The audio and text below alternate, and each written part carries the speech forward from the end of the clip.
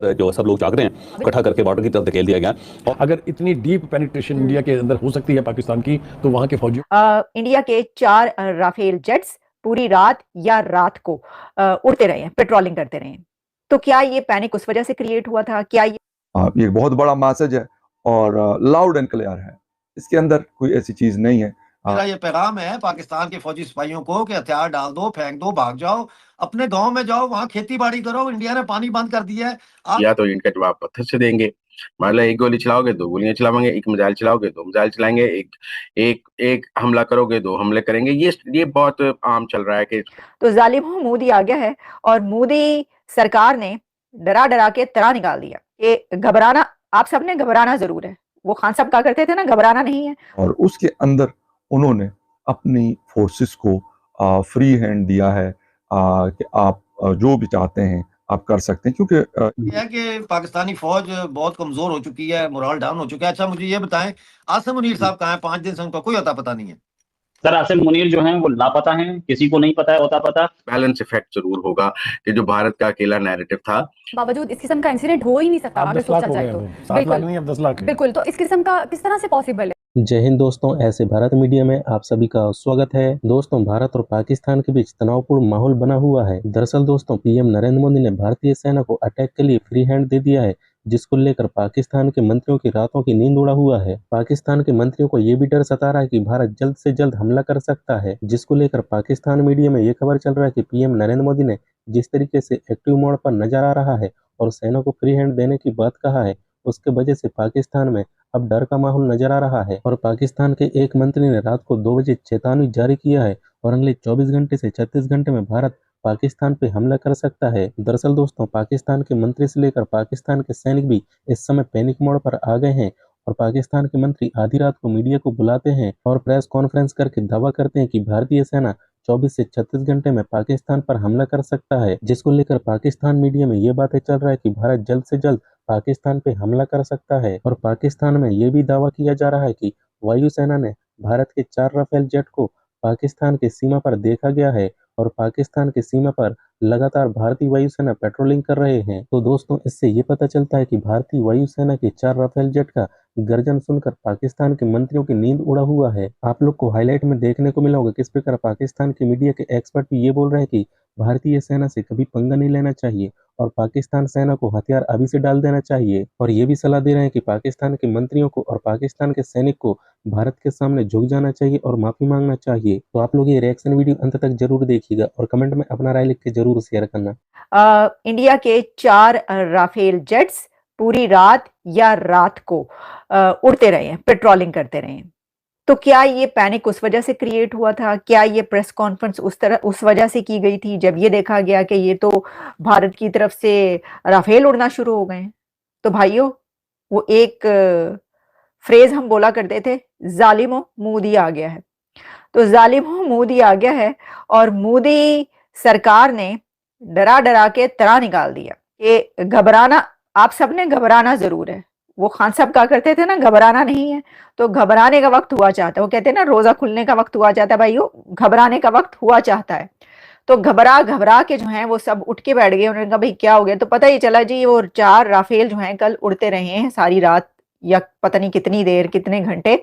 और फिर उस वजह से जो है एक, मैं देख रही थी कई लोग तो इसको ही लिख रहे हैं कि नाइट ऑफ फियर पाकिस्तान के लिए, लोगों के लिए जो है कि भाई ये क्या हो रहा है। अच्छा, अब उसके अंदर ये है कि सिर्फ राफेल का ही जिक्र नहीं किया जा रहा, एक और खबर भी चल रही है मीडिया में। ठीक है, अब ये पाकिस्तान मीडिया की मैं न्यूज आपको देने लगी हूँ। वो ये है कि कहा यह जा रहा है कि कोई बहुत हैवी जैमर्स हैं, कोई ऐसी टेक्नोलॉजी है जो कि हैवी जैमर्स हैं इंडिया के पास और वो उसने बॉर्डर्स पर लगा दिए। तो होगा ये कि भारत जब हमला कर देगा तो उसके बाद वो जैमर्स, कोई भी ऐसी जेट्स या जो भी उड़ने के लिए जाएगा तो वो जो है वो काम नहीं कर पाएगा। पता नहीं जीपीएस जो है वो उसको बंद कर देगा, हर चीज कंट्रोल कर लेंगे वो जैमर्स। तो पाकिस्तान जवाबी हमला कर ही नहीं सकेगा। है वो हमला कर देंगे और हमला करने के बाद जवाबी हमला करने के लिए कोई भी तैयारा, कोई भी ड्रोन, कोई भी मिसाइल जो भी उड़ने की कोशिश करेगा तो वो धड़ाम से वापस, क्योंकि वो उड़ ही नहीं पाएगा, वो सब कुछ जैम कर देंगे वहां पर अपना हमला करने के बाद। अब अगर तो उनके पास ऐसी कोई टेक्नोलॉजी है भारत के पास, भाई तो फिर तो वाह, तालियां, इतनी जबरदस्त उनके पास टेक्नोलॉजी है तो फिर तो कोई भी उनके पर कभी भी हमला नहीं कर सकता। मैं गलत कह रही हूं या मैं सही कह रही हूं? अगर किसी के पास ऐसी टेक्नोलॉजी हो तो फिर तो किसी की मजाल नहीं कि कोई उनकी तरफ आंख उठा के देखे। तो टेक्नोलॉजी तो भारत के पास है। आईटी की हम बात करें, जब आप ये कहते हैं ना कि साइबर वॉर, तो साइबर वॉर में तो उनकी तो आईटी के तो आईआईटीज के ढेर लगे हुए हैं, उनके नौजवान वहां से पढ़ के जो निकले हुए वो तो पूरी दुनिया की टेक पर रूल कर रहे हैं। उनके पास साइबर वॉर लड़ने क्या नहीं होगी टेक्नोलॉजी, तो किसके पास होगी? क्योंकि उन्होंने पढ़ाया है, क्योंकि उनके पास एजुकेशन है। तो भाई आप अपनी एजुकेशन दे देते नौजवानों को तो आपके पास ही होता, लेकिन ये नहीं हो सकता। पड़ोसियों की तरफ से हैवी डिप्लॉयमेंट कर दी गई है एलओसी पर। अब एलओसी पर या बॉर्डर्स पर, जहां जहां भाई बड़ी हैवी डिप्लॉयमेंट हो गई है। और उसके अंदर उन्होंने अपनी फोर्सेस को फ्री हैंड दिया है कि आप जो भी चाहते हैं आप कर सकते हैं, क्योंकि एक तरीकाकार है उनका कि फौज को जब तक प्राइम मिनिस्टर ऑर्डर या फिर बाकी डिफेंस मिनिस्टर के थ्रू या फिर डिफेंस सेक्रेटरी के थ्रू कोई ऑर्डर ना जाए तो इस किस्म की कोई चीज़ नहीं होती। इसीलिए काफ़ी सिचुएशन क्रिटिकल है। हम काफ़ी दिनों से बात कर रहे हैं कि सिचुएशन अच्छी नहीं है पाकिस्तान और इंडिया के दरमियान, लेकिन चिटागोंग अटैक के बाद ये एक बहुत बड़ी जिसे कहते हैं कि डेवलपमेंट आ रही है। और क्या ऑर्डर किया PM Modi gives arm forces free hand to response against Pakistan for Pahalgam terror attack. ये एक बहुत बड़ा मैसेज है और लाउड एंड क्लियर है।